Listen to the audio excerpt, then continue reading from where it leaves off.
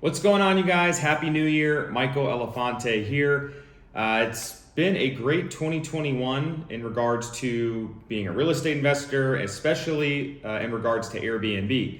So typically I do a monthly cash flow report where I run through our properties, talk about the revenue, how many nights we were occupied for each property, what our expenses were, what the debt service or the principal and interest pay down on the loan was, and ultimately how much we cash flowed per property and then as a whole. Since we just wrapped up 2021, I thought it would be a cool idea to share with you guys the numbers for the entire year. Now, one of these properties we launched in mid-April, so I'm gonna review the numbers for, I guess, the entire year for that property, but just keep in mind that that's not going to include January, February, March, and then the first week of April. There's never been a better time, in my opinion, to start investing in short-term vacation rentals.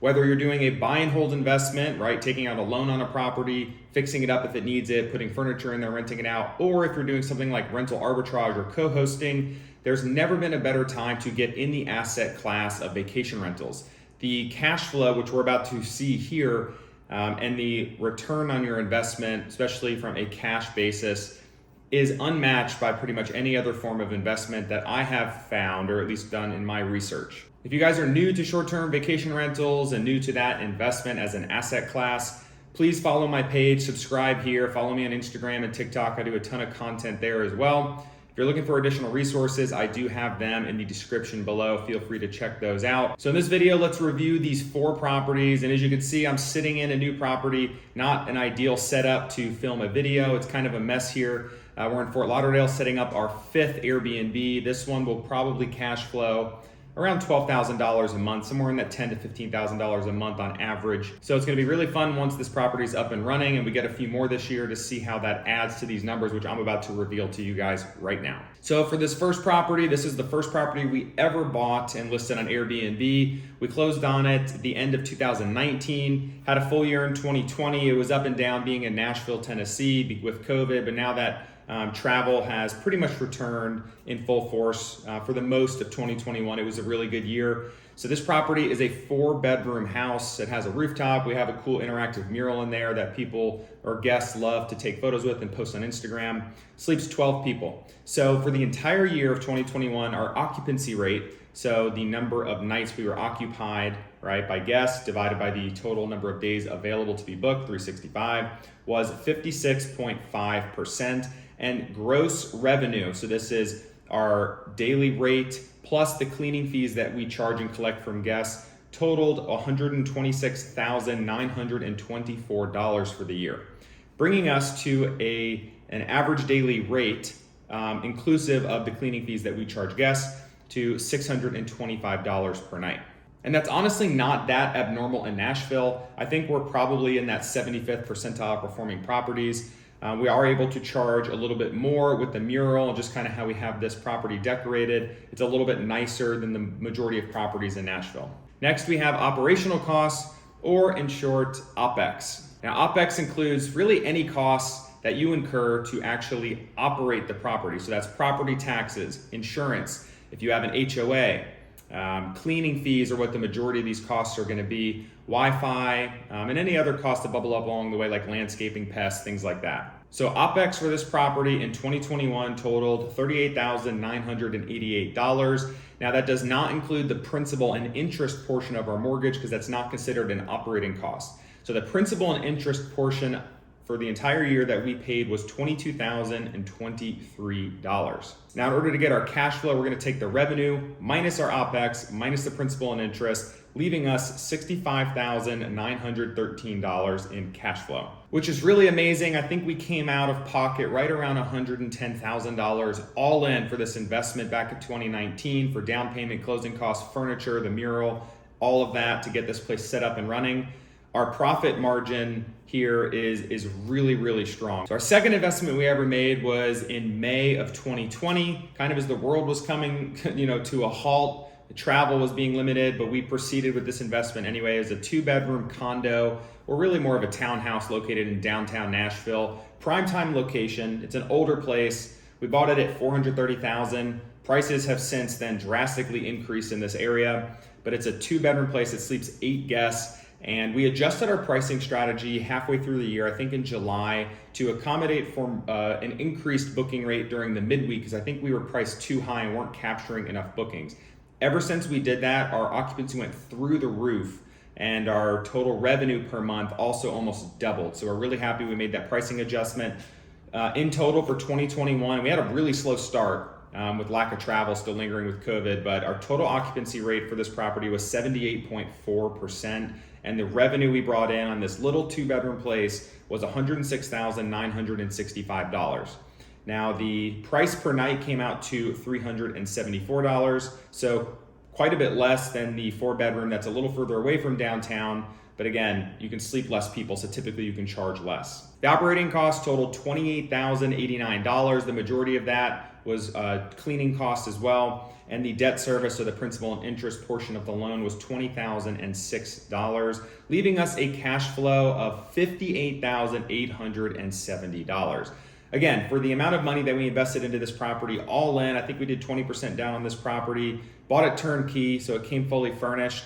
We did add a couple minor changes. We added a custom mural to the wall, not quite as interactive as the butterfly one. So we're all in right around $113,000, but to be cash flowing nearly 60 grand on this place, incredible investment. So we're super happy we proceeded with it, even though we were nervous at the time. Fast forward to 2020 in the fall, we closed on our third place. It's a mountain house in Gatlinburg, Tennessee. We actually did a secondary home loan because we used it from time to time for our personal use and then rent it out whenever we're not using it, which is the majority of the time.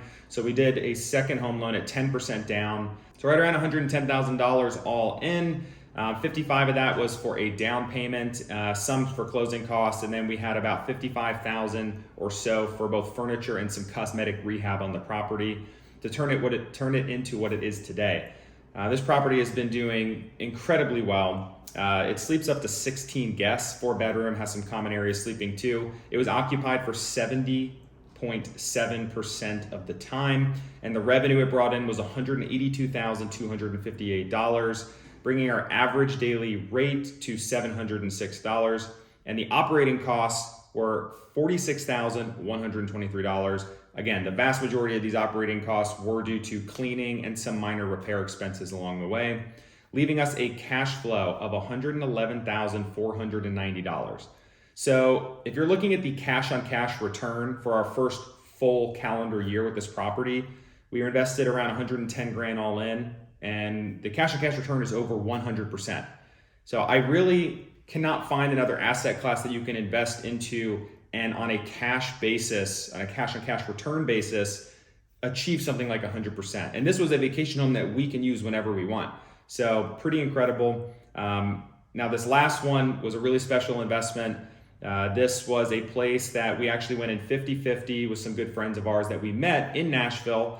The guy, it's a couple. The guy was a house flipper and home builder in Nashville, and he actually built the 2 houses across the street from us. So I became friends with them and looked for a place that needed a little bit more involved rehab out in the mountains, and ultimately found a place that needed quite a bit of work, took up the carpet, new flooring. We actually made some more serious changes, converting an outdoor storage shed to a sauna room with windows looking over the mountains. We took off the back deck and kind of redid that. Did a 2-car garage, converted that to a full-blown theater room. And so those are just some of the more major changes. The rest of it was cosmetic.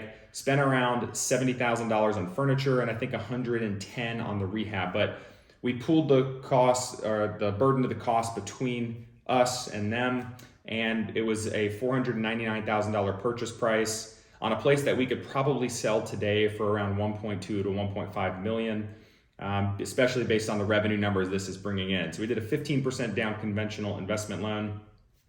It was occupied since we launched it the second week of April. It has been occupied for 83.65% of the days available. And the revenue it's brought in, again, since the second week of April, which is crazy, has been $189,593. So the price per night for this place is $862, and the operating expenses were only $37,522.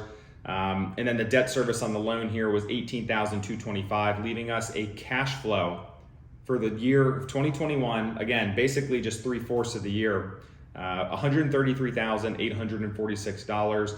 But since we split the burden of the investment 50-50, they did most of the rehab, and then we managed the property. We split the cash flow 50-50 here. So our half of that is $66,923. So the total the total revenue for these 4 properties totaled $605,740. And that's not even including the full year for that one property.